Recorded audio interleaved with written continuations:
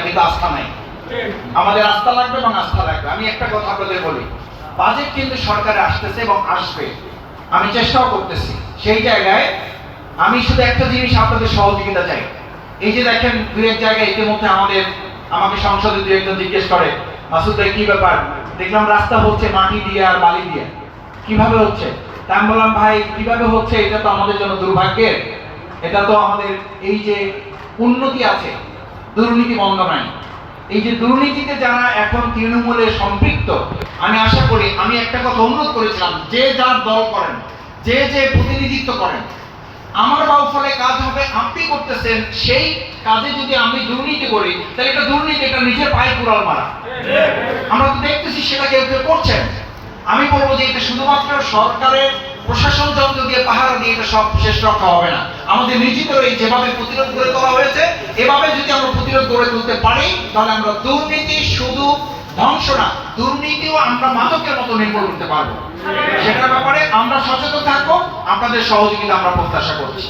এরপরে আমরা আমাদের তরুণদের আত্মকর্মসংস্থানের জন্য আমরা ইতিমধ্যে বলেছি, আপনারা দেখেছেন যে আমি সংসদে প্রস্তাব পেশ করেছি এবং ইতিমধ্যে এটার ব্যাপারে মাননীয় মন্ত্রী লিখিতভাবে এটার একটা জবাবও তিনি দিয়েছেন।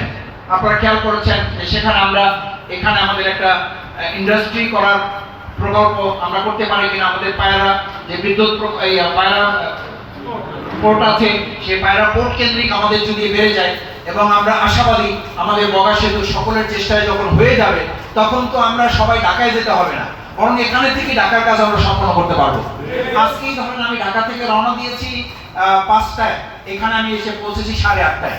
3.5 ঘন্টায় আমি জাস্ট বগা সেতুতে মানে পৌঁছে গিয়েছি। এই যে 3.5 ঘন্টায়, তো বগা সেতুটা যখন হয়ে যাবে, তখন এই 3.5 ঘন্টা, 4 ঘন্টা আমি বাউফলে পৌঁছে যেতে পারবো।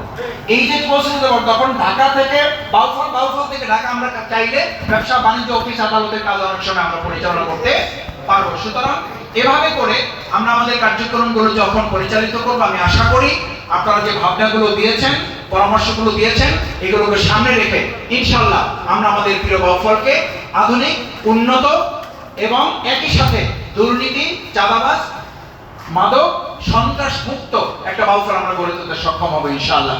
আমাদের পার্কের ব্যাপারে আলোচনা হয়েছে, শিশু পার্ক আমাদের বিশেষ করে স্পট করার জন্য, টুরিস্ট স্পট করার জন্য আমাদের যে নদী এলাকাগুলো আছে সেখানে কিছু স্পট করার আমরা চিন্তা করতেছি। আমাদের চন্দ্রদ্বীপ এলাকাকে বিশেষভাবে আওতায় নিয়ে চন্দ্রদ্বীপ ইউনিয়নকে আমরা কানেক্টিভিটির জায়গায় শুধু না, উন্নয়নের জায়গায় আমরা বলেছি আমাদের অন্য 14টা ইউনিয়নে যেভাবে উন্নয়ন হবে, তার চেয়ে কোনো অংশে আমাদের চন্দ্রদ্বীপ ইউনিয়নে কম হবে না ইনশাআল্লাহ। সেজন্য সবাইকে আবার আন্তরিক ধন্যবাদ, কৃতজ্ঞতা জানিয়ে আজকে আপনারা যে পরামর্শ দিয়েছেন